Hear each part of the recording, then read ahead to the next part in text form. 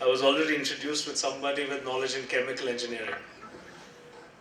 Already, our Pro-Vice Chancellor talked about himself as a botanist.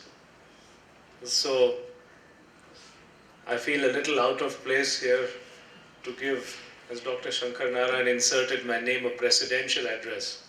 I thought I was giving the welcome address. Mr. Ranganathan has already mentioned that Somaiya Vidya Vihar was founded 53 years ago. It's quite amazing to think that this institution was founded in the first decade after Indian independence by my grandfather. He wanted to build an institution in the spirit of nation building. And it is in that same tradition that my father carried on his legacy, and we now try to take it further to build an institution that stands in the service of our nation and the world at large.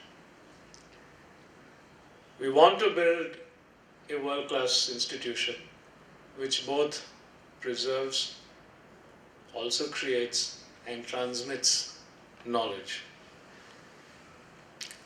Our Pro-Vice Chancellor already mentioned that we have got autonomy. What does that autonomy mean? We have got academic freedom at the Mumbai University to teach courses or to change curricula in the courses we teach, to modify what a program should consist of, and also what distribution requirements can be. It is a step in the march towards a full university status that we seek when the regulatory environment will allow us to do so. And until today, until we have got autonomy, we have had to teach courses, curricula, and programs as decided by Mumbai University. For the first time, we have some freedom, beginning which we will implement from the next academic year onward, on how we start bringing content we think is relevant, old, current, but important to the teaching of our students at Vidya Vihar. My grandfather was very keen that students should not only be taught on earning a living, but also how to live a living. But much content today is focused on the earning a living part. So if you study engineering, we are taught how to be a good engineer. If you taught economics, if you want to study economics, how to be an economist. I was sitting in the board of studies, in our governing council of our polytechnic, in which we teach students how to be good, welders, how they can be, the trades. And we were talking about bringing some of this education in, how to live a living. And one of the senior members of the council said, how is it relevant to the study of a polytechnic? Isn't it a step backward as we create content? So I'm really scratching my head as to now, I don't know how to carry this discussion further, because the member of the council really felt that, and he said it was a backward step to try and teach people things which are not relevant to their vocation and maybe a waste of their time. But this is something I think we want to address. How do we start bringing in relevant content? I don't know this subject. I have a hobby of reading. But when Dr. Mr. Shankar Narayan threatened me that I have to come and speak on this function and at least appear knowledgeable, I did a lot of homework over the weekend. I read a bit of the Dhammapad. And I'd like to quote, it said, Udakam hi nayanti netika usukara namayanti tejanam darum namayanti tachaka atta nam damayanti pandita. Irrigators straighten water, Fletcher straighten arrows, carpenter straighten lumber, the sage straightens himself. I don't know if we teach our students that they ought to be straightening themselves. Further it said here, and I quote parts of two verses, Chittasya damanam sadhu, Chittam dantam sukhavaham. In another one, Chittam rakshet medhavi, Chittam guptam sukhavaham. It's good to tame the mind, it is good to protect the mind. I certainly think in my daily life as I run a sugar business or if I do many things, the mind always wants to run around all over the place and it wants to do this and it wants to do that and it wants to do it today or it wants it yesterday. But part of being a little happy is to be able to try and tell that mind, come on, sit down and be a little patient. As Kabir said, Sahib mile suburi mein.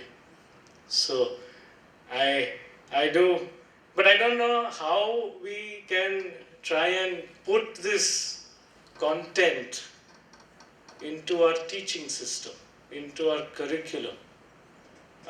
Sri Ravindra Pant mentioned that in his institution, they are talking about the theory and the practice. He talked about and the experience of learning.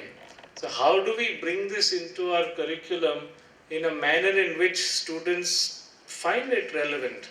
Because we have to be relevant. We can't sit and preach over there. It has to somehow come into embedded curriculum. How do we create an immersive experience for the students? Just like we're trying to do that in the last few years, we're trying to create an immersive experience in sports. We're trying to be recent. Yesterday I heard that we had students who came third in Maharashtra, girls in rural Maharashtra in badminton, trying to create immersive experience in students building engineering cars. So education should be integrated. How do we integrate the ability of abiding in oneself or to remaining calm as part of a curriculum so that a student who graduates from this institution has a little bit of that ability as he or she goes forth. And how does that student try to learn how to live life? So and the other point, which is a slightly separate point and different from what I have just said, because this topic clearly, when it talks about transliteration or translation or cultural transmission, and I didn't know what critical edition meant, so I'm really thankful to our keynote speaker to explain what critical edition meant, because I actually did not know what it meant. But I guess what we're really talking about is language. And maybe language as a barrier to communication, or maybe a language as an enabler of communication. Language also as a storehouse of culture and knowledge, and also the growth of language. Because what if the languages don't have terms for certain things? I was climbing the ramp of the Indian airport, Mumbai airport, day before yesterday, and telling my 4.5-year-old daughter Meera, and we converse in Kutchi, which is our mother tongue, my mother tongue. And Meera asks me in Kutchi, what do you call the word for ramp in Kutchi? And there again I'm scratching the little hair I have left on my head that I don't know what the word for ramp is in Kutchi. So I said, well, in Kutchi a ramp is called a ramp. And maybe that is the development of a language. But I thought of these issues. And the reason I'm talking about it is that I think we are a multilingual society, and somebody mentioned it earlier today. But we are moving towards, I think, monolinguality in this culture. At least in higher education, we are primarily English driven. And languages are taught as languages. So they are pigeonholed as a subject of language. So the language is teaching of language, not necessarily content. I'm talking of general education because as Somaya Vidya Vihar, my responsibility is the whole campus, including the Buddhist Studies department. So, And I am worried that, for 30, 40 years down the line, we should not have a system here today in which we are talking of transmission, transliteration, and translation of Hindi and Marathi into English in this institution. Because I am seeing transliteration of Hindi happening all the time on our signboards today. And I am just wondering whether our higher education system should not integrate more languages as content providers of learning, especially while the population is still multilingual and as we become. So I think it's not an issue which I'm talking about in Buddhism alone, but as Somaya Vidya Vihar tries to experiment with how it modifies its curriculum going forward, how do we do these two aspects? One is how do we bring back the languages of, we've started recently a school, English school in Ghatkopar here on this campus. And while we keep trying to make it more multilingual, the parents who are mainly Gujarati speakers keep telling us, teach my child only English. And the point that we're trying to say is, no, we want them to be more multilingual. So how does Somaya Vidya Vihar try and bring in the issue of language so that while we will continue to teach English so that the students are relevant today in this current modern expectation, but how do we also make sure that the languages and the knowledge that we have stays current and in fact continues into modernity in all our languages? And the second challenge, which I said before, is that how do we make sure that the students who graduate from here have not only had mastery over their own content and the technical knowledge, but also that they have conquered themselves. Again, in the words of the Dhammapada, atta have chitam seyo yachaya mitarapaja atta dantasya posasya nityam sanyata charino. I will end with one Sanskrit quote, which is a good favorite of mine. It's from the Ashtavakra Gita, which ultimately says to abide in oneself, all this is irrelevant and we have to transcend marriage. Not marriage, I'm sorry, my wife is sitting here, I don't want to get back. Transcend knowledge. Achakshva shrunvatat nana shastranyekashah tathapi na tava swasthyam sarva vismaranadrate. So I think that's what we have to teach our students, to transcend all what we teach them so they can leave it behind. Thank you very much. Thank you very much, Mr. Samir Somaya. And he brought out some very pertinent points. And I think we need to, take the focus of sustainability from being limited to environment to actually sustainability of our heritage, which is what we're trying to achieve. And I feel we have gone some way, as as Professor Dorji Wangchuk rightly said, that a denial of history is a denial of responsibility. And we have to preserve the past or the society will suffer from mass schizophrenia, which is very true of now. So I now call Dr. Kalpakam Shankaranarayan to give the vote of thanks. It is my pleasant duty to acknowledge on behalf of my colleagues as well the sister institutions with sincere gratitude the cooperation we have received from all those assembled here to make this event to happen today. We record our sincere thanks to all the foreign scholar delegates for their kind understanding and patience in receiving the relevant documents from our end.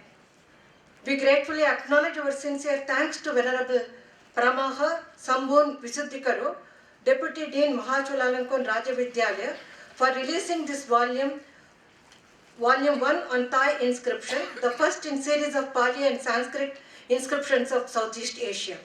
We sincerely thank Royal Thai Government through Consulate General Office Mumbai for their encouragement to undertake this project right from 2008. We record our sincere thanks to Rashtriya Samskrit Samsthan, Deemed University, HRD Ministry, Government of India, and Archaeological Survey of India, New Delhi for all the support extended for this project under the chief editorship of Professor K.V. Ramesh. We owe our sincere thanks to Pro Vice Chancellor Dr. Naresh Chandra for accepting our invitation to be here with us in spite of his other commitments and to release the volume Buddhist Meditation, Text, Tradition and Practice, edited by our mentors Professor Charles Williman and Venerable Kammai Dhammasamy. It is our privilege to place on record our sincere thanks and acknowledge the insistent and unrelenting support and inspiration extended by Sri Shamir Somaya, Vice President Somaya Vidya Vihar, Chairman KJ Somaya Center for Buddhist Studies. Special mention should be made of Professor Dorji Wangchuk, who graciously accepted our invitation to deliver keynote address in the midst of his other academic commitments. We would like to acknowledge the generous support extended by Professor Pant, Director Navanalanda Mahavihara, Professor Vijay Kumar Jain, Rashtriya Samskrit Samsthan, and Dr. Shubhada Joshi, Department of Philosophy, University of Mumbai for holding this conference jointly. Special mention should be made to our Honorary Secretary, Sri Ranganathan, for all his timely guidance. Once again, I thank you all. Thank you so much.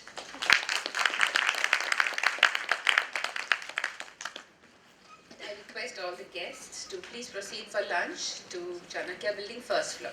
Thank you very much.